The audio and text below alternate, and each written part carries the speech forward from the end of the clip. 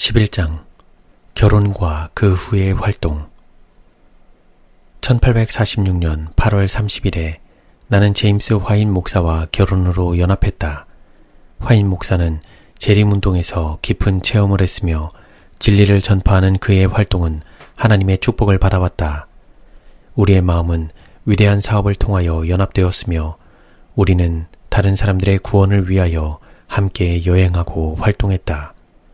우리는 돈 한 푼 없이 소수의 친구들과 허약한 건강만으로 우리의 사업에 착수했다. 남편은 강한 체질을 타고난 사람이었다. 그러나 그의 건강은 학교에서 연구하고 가르치는데 지나치게 골몰하므로 심히 허약해졌다.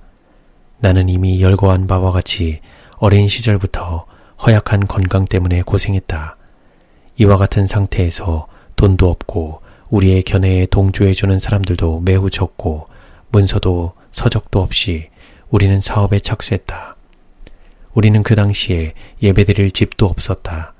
천막을 사용한다는 생각도 그 당시에는 우리에게 있지 않았다. 우리의 집회들 중 대부분은 사가에서 열렸다. 우리의 기별을 듣는 회중은 적었다. 재림 신자들 외에는 그리고 한 여자가 이야기하는 것을 듣고자 하는 호기심에 끌린 자들 외에는 우리의 집회에 오는 자들이 드물었다. 처음에 나는 두려워하는 마음으로 공중 앞에서 설교하는 일에 착수했다. 만일 나에게 확신이 있었다면 그것은 성령께서 준 것이었다.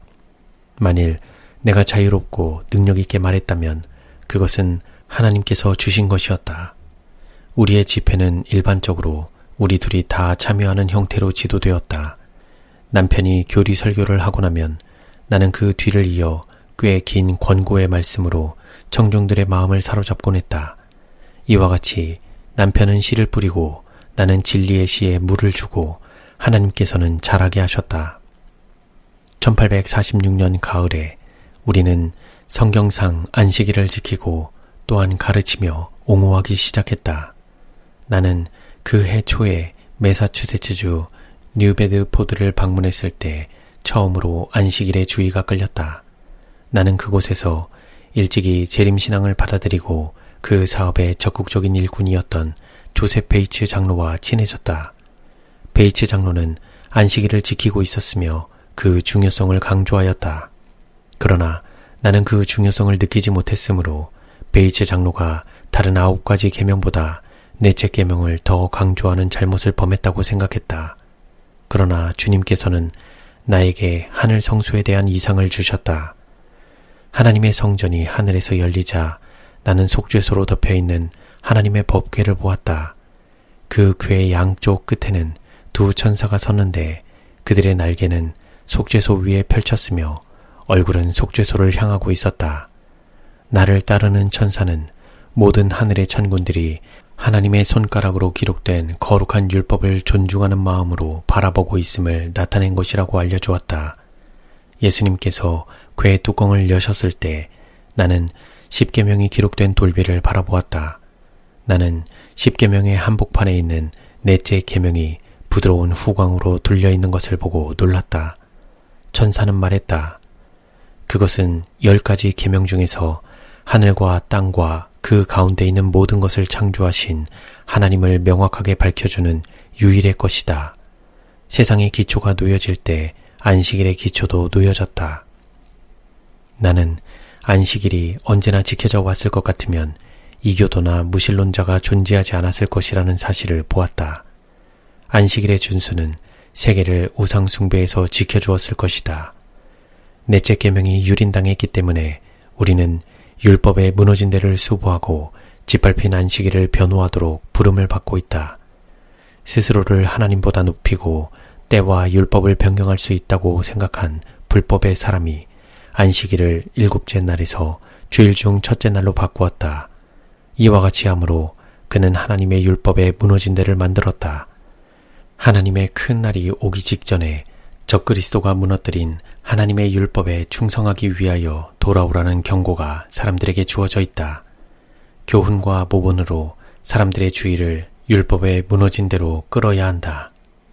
나는 하나님의 계명과 예수의 믿음을 선포하는 셋째 천사가 하나님의 계명을 눈동자처럼 지키기 위하여 이 기별을 받아들이고 세상의 경고의 음성을 높이는 백성들을 대표한다는 것과 이 경고에 반응하여 많은 사람들이 여호와의 안식일을 받아들이게 될 것임을 보았다. 우리가 넷째 계명에 관한 빛을 받아들이던 당시에 메인주에는 안식일을 지키는 사람들이 25명가량 있었다. 그러나 교리의 다른 면에서 생각의 차이가 너무 많았고 지역적으로도 분산되어 있었기 때문에 그들의 영향력은 너무도 약했다. 뉴잉글랜드의 다른 지역들에도 유사한 조건으로 거의 같은 수의 사람들이 있었다. 이 사람들의 가정을 자주 방문하여 주님과 그분의 진리 안에 굳게 서게 하는 것이 우리의 의무인 것처럼 느껴졌다. 그러나 그들이 너무도 분산되어 있었기 때문에 시간의 대부분을 길에서 보낼 수밖에 없었다. 자금의 부족으로 우리는 가장 값싼 사설 운송기관, 2류급 차량, 기선의 밑창에 승선하는 등의 방법을 취했다. 허약한 건강 상태에 있는 나는 사설 운송기관에 의한 여행이 가장 편안했다. 2류급 차량에 탔을 경우 우리는 일반적으로 담배 연기에 쌓여 지쳐버리는 일이 자주 있었다. 기선의 밑창에 승선하게 되면 우리는 선원들과 저속한 승객들의 저주스럽고 저속한 대화 외에 담배 연기에 의하여 꼭 같은 고생을 했다. 밤이면 우리는 융단지의 손가방을 베개로 외투와 쇼를 이불로 삼아 딱딱한 마룻바닥이나 건조된 화물상자 위나 곡식자루 위에 누워서 잤다. 겨울에 추위를 만나면 우리는 추위를 잊기 위하여 가판 안에서 걸어다니곤 했다. 여름의 더위에 사로잡힐 때 우리는 서늘한 밤 공기를 쐬기 위하여 가판 위를 걸어다니기도 했다. 이와 같은 일은 특별히 어린 아기를 팔에 안고 여행할 때 나에게 피곤을 안겨주었다. 이와 같은 생활 방식은 결코 우리의 선택에 의한 것이 아니었다. 하나님께서는 우리를 가난한 가운데서 부르셔서 고난의 풀무를 통과하게 하사 우리에게 귀중한 가치가 될 경험과 그 후에 우리와 함께 사업에 동참할 다른 사람들을 위한 모본을 남기게 하셨다. 우리 주님은 슬픔의 사람이었고 비애를 아는 분이셨다. 그러므로 그분과 함께 고난을 받는 자들은 그분과 함께 다스릴 것이다. 주님께서 사울에게 나타나사 그가 괘씸하게 되었을 때 그분께서는 그가 얼마만큼 행복을 누릴 것인지 보여주고자 하지 않으시고 그가 그분의 이름으로 얼마나 크게 고난을 당할 것인지 보여주고자 하셨다. 고난은 순교자 아벨의 시대부터 하나님의 백성들의 몫이 되어 왔다. 부조들은 하나님께 성실하고 그분의 계명을 지키기 위하여 고난을 당하였다. 교회의 위대한 머리 되시는 분께서는 우리를 위하여 고난을 당하셨다. 그분의 사도들과 초기 교회는 고난을 당하였다. 그리고 수백만의 순교자들과 개혁자들 역시 고난을 당했다. 그렇다면 미국에 있을 그리스도의 재림 때에 성취될 복스러운 불멸의 소망을 가지고 있는 우리들이 무엇 때문에 고난의 생애를 두려워할 것인가? 고난당하는 일 없이 하나님의 낙원에 있는 생명나무에 나아갈 수 있다 할지라도 우리가 그것을 위하여 고난당한 적이 없다면 그 풍성한 상급을 즐길 수 없을 것이다. 우리는 영광을 피하여 물러가게 될 것이며 선한 싸움을 싸우고 인내로 달려갈 길을 가서 영생을 얻은 사람들 앞에서 부끄러움에 사로잡히게 될 것이다. 그러나 그곳에는 모세처럼 하나님의 백성으로 더불어 고난받는 길을 택하지 않은 사람은 한 사람도 없을 것이다. 선지자 요한은 구속받은 무리들을 보고 그들이 누구냐고 물었다.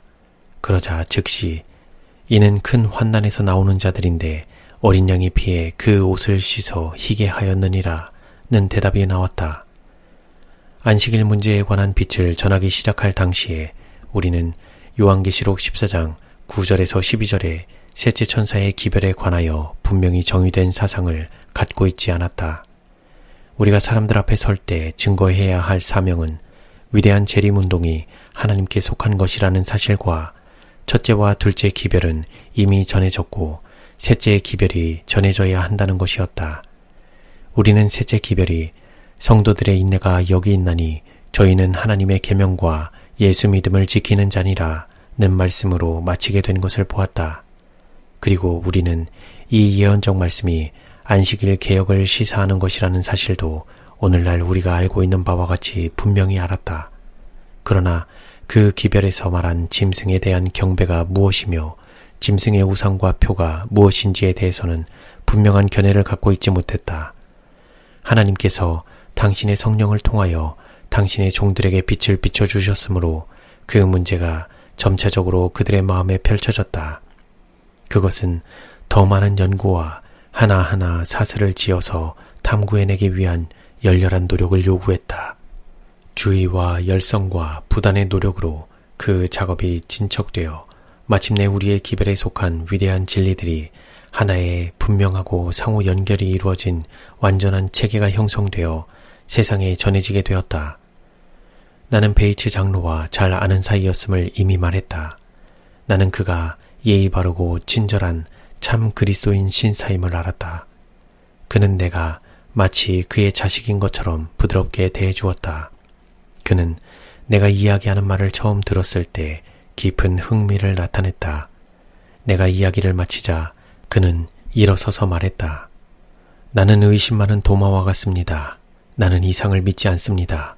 그러나 오늘 저녁에 이 자매가 한 증언이 진정으로 우리에게 주는 하나님의 음성임을 믿을 수만 있으면 나는 살아있는 사람 중에서 가장 행복한 사람에 해당될 것입니다.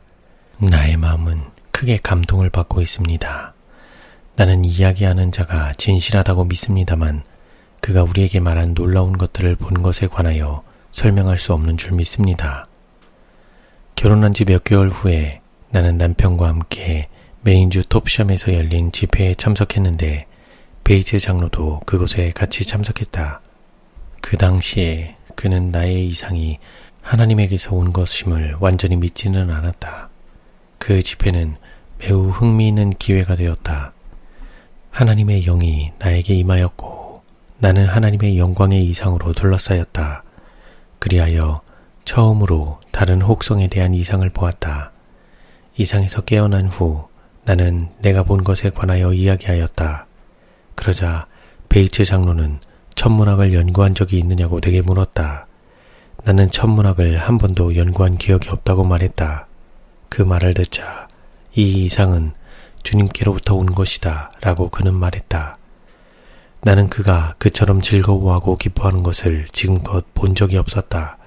그의 얼굴은 하늘의 빛으로 빛났으며 그는 힘있게 교회에 권고했다. 나는 집회에서 남편과 함께 부모가 살고 있는 골햄으로 돌아갔다. 그곳에서 나는 심한 병에 걸려서 무서운 고통을 당했다.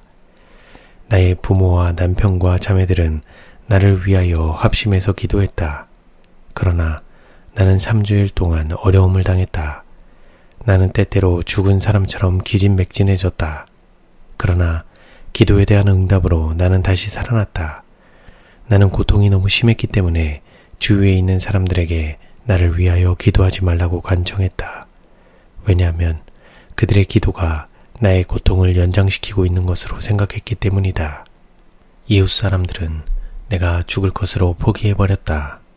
한동안 주님께서는 우리의 믿음을 시험하기를 원하셨다. 마침내 친구들은 나를 위한 기도에 다시 연합하였다. 거기에 참석한 한 형제는 너무 큰 책임을 느끼는 것 같았다. 그는 자신에게 임한 하나님의 능력으로 무릎을 꿇은 자세에서 일어서서 방으로 걸어 들어왔다. 그는 손을 나의 머리 위에 얹고 엘렌 자매여, 예수 그리스도께서 그대를 고쳐주신다 라고 말했다. 그리고 그는 뒤로 물러가서 하나님의 능력으로 엎드러졌다. 나는 그 일이 하나님께로부터 온 것임을 믿었다. 그러자 고통이 내게서 떠나갔다. 나의 심령은 감사와 평안으로 넘쳤다. 나의 마음에서 우러나온 말은 이러했다. 하나님 외에는 우리에게 도움이 없다. 오직 그분 안에서 안식하고 그분의 구원을 기다릴 때에만 우리는 평안을 누릴 수 있다. 그 다음 날은 무서운 폭풍우가 있었으므로 이웃 사람들이 아무도 우리 집에 오지 않았다. 나는 거실에 앉아 있을 수 있었다. 그런데 어떤 사람들은 나의 방 창문이 열린 것을 보고 내가 죽었다고 생각했다. 그들은 위대한 의사께서 자비롭게도 그 거처에 들어오셔서 질병을 꾸짖으시고 나를 병에서 노연하게 해주신 사실을 알지 못했다. 그 이튿날 우리는 톱샴까지 38마일의 거리를 마차로 타고 갔다. 나의 아버지는 언제 장례식이 있을 것이냐는 질문을 받았다. 아버지는 무슨 장례식이냐고 물었다. 딸 장례식이라는 대답이었다. 아버지는 말했다. 그는 믿음의 기도로 고침을 받았소. 이제 그는 톱샴으로 가는 중에 있소. 이 일이 있은 지 며칠 후에 우리는 보스턴으로 가는 도중에 포틀랜드에서 기선을 탔다. 맹렬한 폭풍이 밀려와서 우리는 큰 위험에 빠졌다. 배가 무섭게 흔들리고 물결이 선실 창문을 때렸다. 숙녀용 선실에 있는 사람들은 큰 공포에 사로잡혔다. 많은 사람들이 죄를 고백하고 하나님께 자비를 베풀어 달라고 부르짖었다. 어떤 사람들은 성모 마리아에게 그들을 보호해 달라고 부르짖고 있었다. 한편 다른 사람들은 만일 그들이 상륙하게 되면 생애를 하나님 사업에 바치겠다고 하나님께 엄숙하게 맹세하고 있었다. 그것은 공포와 혼란의 장면이었다. 배가 흔들릴 때 어떤 부인이 나를 돌아보며 말했다. 당신은 무섭지 않습니까? 나는 우리가 결코 상륙할 수 없으리라고 생각합니다. 나는 그리스도를 피난처로 삼았다고 그에게 말했다. 그러므로 만일 나의 사업이 완성되었을 것 같으면 나는 어떤 다른 장소에서와 마찬가지로 바닥 밑바닥에 누워도 괜찮을 것이었다. 그러나 나의 사업이 이루어지지 않았을 것 같으면 태양의 모든 불도 나를 빠뜨리지 못할 것이었다. 나는 하나님을 의지하고 있었다. 하나님의 영광을 위한 일이 될 것 같으면 그분께서는 우리를 안전하게 육지까지 데려다 주실 것이었다. 이때 나는 그리스도인의 소망을 높이 평가하였다. 내 앞에 펼쳐진 장면은 하나님의 진노의 폭풍이 가련한 죄인을 엄습할 때 여호와의 맹렬한 진노의 날을 나의 마음에 생생하게 알려주었다. 그때에 심한 절규와 눈물과 죄의 고백과 자비를 위한 탄원이 있을 것이다. 그러나 때는 이미 너무 늦을 것이다. 내가 부를지라도 너희가 듣기 싫어하였고 내가 손을 펼지라도 돌아보는 자가 없었고 도리어 나의 모든 교훈을 멸시하며 나의 책망을 받지 아니하였은즉 너희가 재앙을 만날 때에 내가 웃을 것이며 너희에게 두려움이 임할 때에 내가 비웃으리라. 잠언 1장 24절에서 26절. 하나님의 자비로 우리는 모두 무사히 상륙하였다.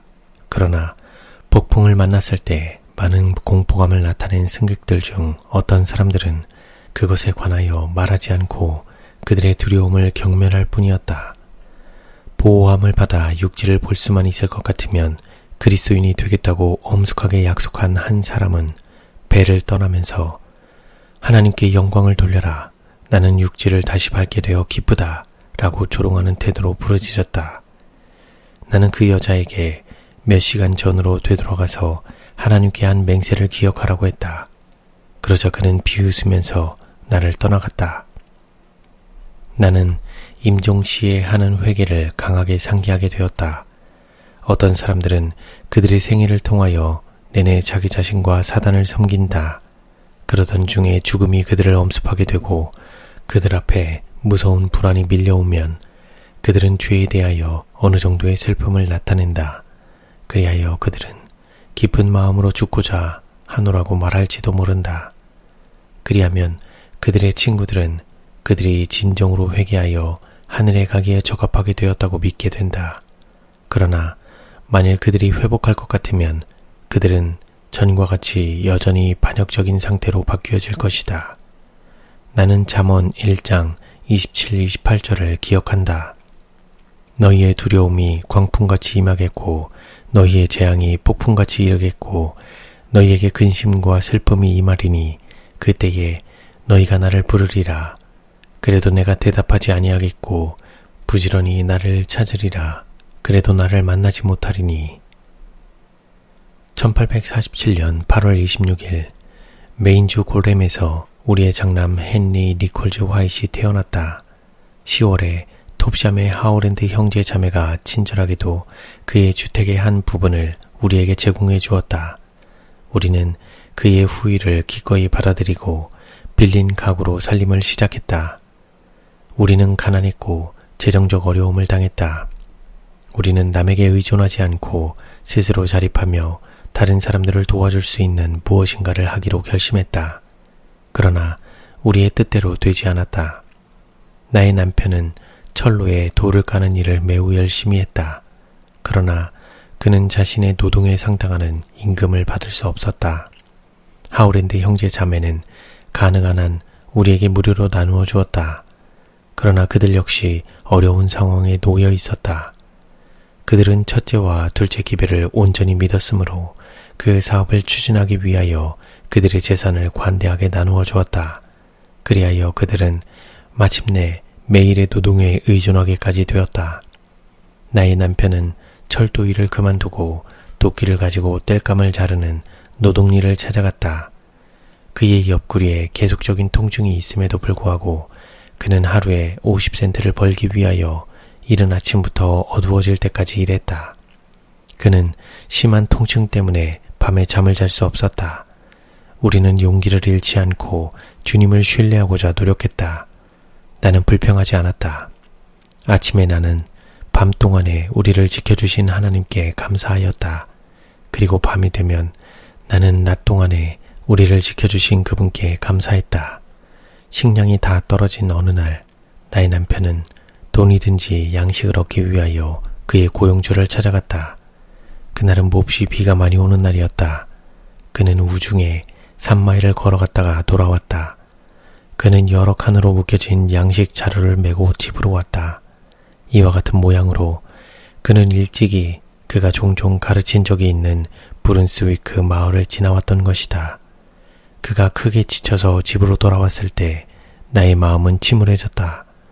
제일 먼저 떠오른 생각은 하나님께서 우리를 버리셨다는 것이었다. 나는 남편에게 말했다. 우리가 이런 지경까지 되었습니까? 주님께서 우리를 떠나셨습니까? 나는 눈물을 억제할 수 없었으므로 여러 시간 동안 큰 소리로 울었다. 그리하여 마침내 기절해버렸다. 나를 위하여 기도가 드려졌다. 호흡이 다시 돌아오자 나는 하나님의 영의 부드러운 감화를 느꼈으며 내가 낭만 가운데 빠졌던 것을 후회했다. 우리는 그리스도를 따르고 그분을 닮고자 한다. 그러나 우리는 때때로 시련에 들려서 기운이 빠지고 그분과 먼 거리에 놓이게 된다. 고난과 시련은 우리를 예수님께로 가까이 이끌어준다. 용광로는 찌꺼기를 태워버리고 금을 빛나게 해준다. 이때에 나는 주님께서 우리의 유익을 위하여 우리를 시험하고 계시며 다른 사람들을 위하여 활동하도록 우리를 준비시키고 계신다는 것을 깨달았다. 그리고 우리를 편안하게 정착하지 못하도록 하시기 위하여 그분께서 우리의 보금자리를 흔들고 계심을 보았다. 우리의 사업은 영혼들을 위하여 활동하는 것이었다. 우리가 번영할 것 같으면 가정이 너무도 행복스럽게 되어 우리는 그것을 즐겨 떠나고자 하지 않게 될 것이었다. 시련들이 우리를 엄습하도록 용납된 것은 여행에서 우리가 당할 한층 더 큰 투쟁을 위하여 준비를 갖추어주기 위함이었다. 우리는 곧 다른 주들에 있는 형제들이 방문해달라고 초청하는 편지들을 받았다. 그러나 우리는 주 밖으로 나갈 돈이 없었다. 우리의 대답은 우리 앞에 길이 열리지 않았다는 것이었다. 나는 어린아이를 데리고 여행하는 것이 불가능하다고 생각했다. 우리는 의존하기를 원치 아니하고 우리의 재정 범위 안에서 살고자 조심해왔다. 우리는 빚을 지기보다는 차라리 고난을 당하고자 결심했다. 나는 매일 내 자신과 어린아이에게 1파운드의 우유를 허용했다. 어느 날 아침 나의 남편은 일하러 가기 전에 나에게 9센트를 주면서 3일 아침분의 우유를 사라고 했다. 내 자신과 아이를 위한 우유를 사느냐, 아이를 위한 에이프런을 사느냐 하는 것이 하나의 연구 과제가 되었다. 나는 우유를 포기하고 아이의 발가벗은 팔을 덮어줄 에이프런을 만들 천을 샀다. 어린 헨리는 얼마 후 매우 앓게 되었다. 너무 급속하게 병세가 악화되었으므로 우리는 크게 놀랐다. 그는 혼수 상태로 누워 있었고 호흡은 마르고 무거웠다. 치료했지만 효력이 없었다. 그래서 우리는 질병의 경험이 있는 사람을 불렀다. 그 사람은 회복이 의심스럽다고 말했다. 그를 위하여 기도했지만 아무런 변화가 없었다. 우리는 그 아이를 핑계로 여행을 하지 않고 다른 사람들의 유익을 위한 활동을 하지 않았으므로 주님께서 그 아이를 데려가지 않으실까 두려워했다. 우리는 다시 한번 주님 앞에 나아가서 우리를 불쌍히 여겨주시고 아이의 생명을 건져달라고 기도하고 그분께서 어느 곳으로 보내시든지 하나님을 의지하고 앞으로 전진하겠다고 엄숙히 서약했다. 우리의 간구는 열렬하고 고통스러운 것이었다. 우리는 믿음으로 하나님의 약속을 주장하고 그분께서 우리의 부르짖음을 들으신 것을 믿었다. 하늘에서 온 빛이 구름을 뚫고 우리에게 비치었다. 우리의 기도는 은혜롭게 응답되었다. 그 시간부터 아이는 회복되기 시작했다. 톱샴에 있는 동안 우리는 코네티컷의 챔벌레인 형제에게서 편지를 한 장 받았다. 그 내용은 1848년 4월에 그 주에서 열리는 집회에 참석해달라고 우리를 권유하는 것이었다. 우리는 비용만 구할 수 있으면 가기로 작정했다. 나의 남편은 그의 고용주와 계산을 해본 결과 10불을 받을 수 있음을 알게 되었다. 그 중에서 5불을 가지고 나는 매우 필요한 의복의 천을 샀다. 그리고 그 천을 조각조각으로 잘라서 남편의 외투를 기웠는데 소매는 본래의 천을 알기 어려울 정도가 되었다. 우리는 매사추세츠주 돌체스터로 가지고 가기 위하여 5불을 남겼다. 우리의 트렁크에는 세상에서 우리가 소유한 거의 모든 것들이 들어있었다. 그러나 우리는 마음의 평안과 깨끗한 양심을 간직하고 있었으며 그것을 세상의 안락보다 더 크게 존중했다. 돌체스터에서 우리는 니콜즈 형제의 집을 방문했다. 우리가 떠나올 때 니콜즈 자매는 나의 남편에게 5불을 주었는데 우리는 그것으로 코네티컷주 미들타운까지 가는 차표를 샀다. 우리는 그 도시에서 낯선 사람이었고 그 주에 있는 형제들 중 한 사람도 본 적이 없었다. 우리에게는 50센트밖에 남지 않았다. 남편은 마차를 빌리는데 그 돈을 쓰고자 하지 않았다. 그래서 그는 트렁크를 판자를 쌓아둔 더미 위에 던져놓고 우리는 같은 믿음을 가진 누군가를 찾아서 걸어갔다. 우리는 곧 시 형제를 만났는데 그가 우리를 자기 집으로 데려갔다. 집회는 로키 힐에서 벨든 형제 집에 아직 마무리되지 않은 커다란 방에서 열렸다. 형제들은 약 50명이 되기까지 모여들었다. 그러나 그 사람들이 모두 완전히 진리를 믿은 것은 아니었다. 우리의 집회는 흥미로웠다. 베이츠 형제는 분명한 빛으로 계명들을 설명하고 그 중요성을 강력한 증거로 마음에 새겨주었다. 그 말은 이미 진리 안에 있는 자들을 굳게 해주고 완전히 결심하지 않은 자들을 각성시키는 역할을 했다. 우리는 그 다음 해 여름에 뉴욕주에 있는 형제들을 대상으로 집회를 열어달라는 초청을 받았다. 신자들이 너무 가난했기 때문에 우리의 비용을 지불하겠다고 자신있게 약속할 수 없었다. 우리는 여행할 돈이 없었다. 남편의 건강은 나빴다. 그러나 마초정에서 일할 길이 열렸으므로 그는 그 일을 하기로 작정했다. 그 당시에 우리는 믿음으로 살지 않으면 안 될 것처럼 보였다. 아침에 일어나면 우리는 침상 곁에서 머리를 숙이고 하루 종일 일할 능력을 달라고 하나님께 간구했다. 주님께서 우리의 기도를 들으셨다는 보증을 얻지 못하면 우리는 만족할 수 없었다. 그리하여 나의 남편은 자기 자신의 힘으로서가 아니고 주님의 힘으로 낫지를 하기 위하여 나갔다. 밤에 그가 돌아오면 우리는 다시 하나님의 진리를 전할 자금을 벌 수 있는 힘을 달라고 그분께 간구하곤 했다. 우리는 때때로 크게 축복을 받았다. 1848년 7월에 하울랜드 형제에게 보내는 편지에서 나의 남편은 다음과 같은 글을 썼다. 하나님께서는 나에게 하루 종일 일할 수 있는 힘을 주신다. 그분의 이름을 찬양할지어다. 나는 그분의 사업에 사용하기 위하여 몇 불의 돈을 벌기를 바란다. 우리는 형제 자매들을 유익하게 하기 위하여 활동하는 동안 수고와 피곤과 아픔과 배고픔과 추위와 더위를 겪어왔다. 그러나 하나님께서 요구하신다면 우리는 더 많은 고난을 겪을 준비를 갖추고 있다. 나는 이 세상에서의 안락과 쾌락과 평안이 나의 믿음과 소망의 제단 위에서 하나의 희생 제물이 되고 있음을 오늘날 기뻐한다. 만일 우리의 행복이 다른 사람들을 행복하게 하는 것으로 이루어진다면 우리는 진정으로 행복한 사람들이다. 진정한 제자는 자기를 소중하게 하기 위하여 살지 않고 그리스도와 그분의 어린 자녀들의 유익을 위하여 살게 될 것이다. 그는 그리스도의 사업을 위하여 자신의 안락과 자신의 쾌락과 자신의 평안과 자신의 편의와 자신의 뜻과 자신의 이기적 욕망을 희생해야 한다. 그렇지 않으면 그는 그분의 보좌에서 그분과 함께 결코 다스리지 못할 것이다. 마초장에서 번 돈은 우리의 현실적 필요를 채워주고 또한 서부 뉴욕으로 갔다.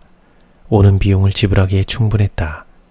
뉴욕에서의 우리의 첫 집회는 볼레이에 있는 어떤 형제의 헛간에서 열렸다. 약 35명이 참석했는데 그들은 모두 그 지역에서 모일 수 있는 사람들이었다. 그러나 이 정도 숫자의 사람들 중에서 의견이 일치하는 사람은 거의 둘도 없었다. 어떤 사람들은 심한 오류를 주장하고 있었으며 각 사람들은 그들 자신의 견해들을 강요하였다. 그러면서도 그들은 성경을 따르고 있노라고 역설했다. 이 이상한 견해 차이는 나에게 무거운 부담을 안겨주었다. 그것은 마치 하나님께서 모욕을 당하고 계신 것처럼 느껴졌다. 그래서 나는 무거운 짐에 눌려 탈진 상태가 되었다. 어떤 사람들은 내가 죽어가고 있는 것으로 알고 두려워했다. 그러나 주님께서 당신의 종들의 기도를 들어주셨으므로 나는 되살아났다. 하늘의 빛이 내게 임하였고 나는 곧 지상의 사물들을 잊어버렸다. 나를 수행하는 천사는 참석한 자들의 오류들 중 얼마를 내 앞에 제시해주고 그 오류들과 대조해서 진리도 보여주었다. 그들이 성경을 따르고 있노라고 주장한 이처럼 불일치한 견해들은 성경에 대한 그들 자신의 견해에 의한 것에 불과했다. 그러므로 그들은 그들 스스로의 오류를 버리고 셋째 천사의 기별에 연합하지 않으면 안 되었다. 진리는 승리했다. 형제들은 그들의 오류를 버리고 셋째 천사의 기별에 연합했다. 그러므로 하나님께서 그들을 크게 축복하시고 그들의 수를 더해 주셨다. 우리는 에드슨 형제의 헛간에서 열리는 집회에 참석하기 위하여 볼레이 내에서 포트 깁슨으로 갔다. 참석한 자들 중에는 진리를 사랑했지만 오류에 귀를 기울이고 오류를 간직하고 있는 자들이 있었다. 주님께서는 그 집회가 마치기 전에 우리를 위하여 힘있게 역사하셨다. 나는 서부 뉴욕에 있는 형제들이 그들의 의견 차이를 버리고 성경상 진리에 연합하는 중요성에 대한 이상을 다시 보았다. 우리는 서부 지역을 여행하는 동안 우리 어린아이를 맡겨둔 미들타운으로 돌아갔다. 그리하여 이제 하나의 괴로운 의무가 저절로 주어졌다. 영혼들의 유익을 위하여 우리는 어린 헨리를 데리고 다니는 일을 희생함으로 사업에 아낌없이 전력해야 한다고 생각했다. 나는 건강이 좋지 못했으므로 그가 필연적으로 나의 시간의 상당한 부분을 빼앗았다. 그것은 괴로운 시련이었다. 그러나 나는 그 아이가 나의 의무의 길을 방해하게끔 용납할 수는 없었다. 그가 심한 병에 걸렸을 때 주님께서 그를 살려주셨다는 것을 나는 믿었다. 그러므로 만일 그가 나의 의무를 이행하는데 방해가 되도록 허용할 것 같으면 하나님께서 그를 내게서 옮겨버리실 것이라고 믿었다. 주님 앞에서 홀로 가장 괴로운 심정과 많은 눈물로 나는 희생을 치렀다. 그리하여 당시에 1살에 불과한 하나밖에 없는 아이를 다른 사람이 어머니의 감정을 그에게 나타내고 어머니의 몫을 하도록 주었다. 우리는 가장 신이 많은 하오레드 형제의 가정에 그를 떼어놓았다. 그들은 우리로 하여금 할 수 있는 대로 하나님의 사업에서 자유롭게 일할 수 있도록 하고자 기꺼이 그 짐을 지게 되었다. 우리가 여행을 하면서 돌보는 것보다 헨리를 더 잘 돌볼 수 있을 것을 우리는 알았다. 그렇게 하는 것이 안정된 가정을 갖고 훌륭한 양육을 받는 점에 있어서 그에게도 좋은 일이었다. 내 아이를 두고 떠나는 것은 참기 어려운 일이었다. 그를 떠날 때 그의 얼굴에 나타난 슬픈 표정은 밤낮 내 앞에 남아 있었다. 그러나 주님의 능력으로 나는 마음속에서 그를 쫓아내고 다른 사람들의 유익을 위하여 활동하고자 노력했다. 하울랜드 형제의 가정에서 5년 동안 헨리에 대한 모든 책임을 지게 되었다.